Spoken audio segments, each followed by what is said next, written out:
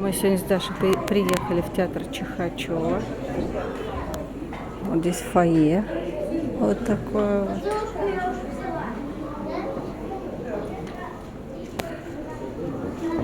И здесь все артисты этого театра. Такая витрина. Фотогалерея. А там буфет. Вот он, буфетик.